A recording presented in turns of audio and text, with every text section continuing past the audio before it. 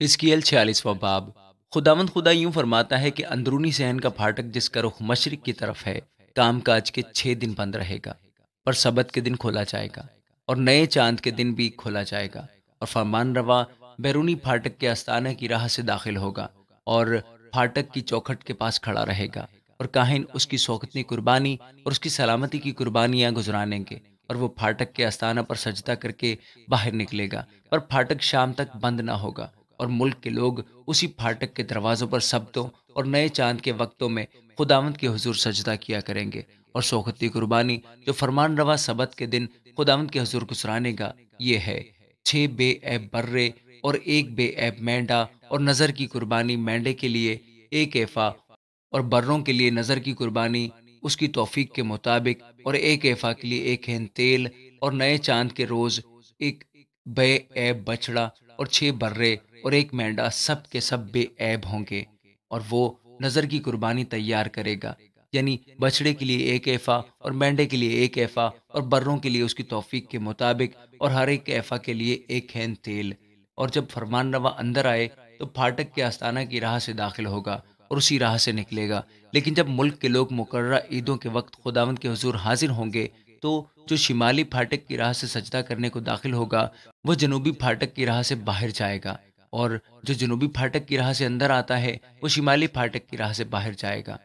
جس پھاٹک کی راہ سے وہ اندر آیا اس سے واپس نہ جائے گا، بلکہ سیدھا اپنے سامنے کے پھاٹک کی راہ سے نکل جائے گا، اور جب وہ اندر جائیں گے تو فرمان روا بھی ان کے درمیان ہو کر جائے گا، اور جب وہ باہر نکلیں گے تو سب اکٹھے جائیں گے، اور عیدوں اور مذہبی تہواروں کے وقت میں نظر کی قربانی بیل کے لیے 1 ایفا اور مینڈے کے لیے 1 ایفا ہوگی، اور برہ کے لیے اس کی توفیق کے مطابق، اور ہر 1 ایفا کے لیے 1 ہین تیل۔ اور جب فرمان روا رضا کی قربانی تیار کرے، یعنی سوختنی قربانی یا سلامتی کی قربانی خداوند کے حضور رضا کی قربانی کے طور پر لائے، تو وہ پھاٹک جس کا رخ مشرق کی طرف ہے اس کے لیے کھولا جائے گا، اور سبت کے دن کی طرح وہ اپنی سوختنی قربانی اور سلامتی کی قربانی گزرانے گا، تب وہ باہر نکل آئے گا، اور اس کے نکلنے کے بعد پھاٹک بند کیا جائے گا۔ تو ہر روز خداوند کے حضور پہلے سال کا 1 بے عیب برہ سوختنی قربانی کے لیے چڑھائے گا، تو ہر روز صبح چڑھائے گا،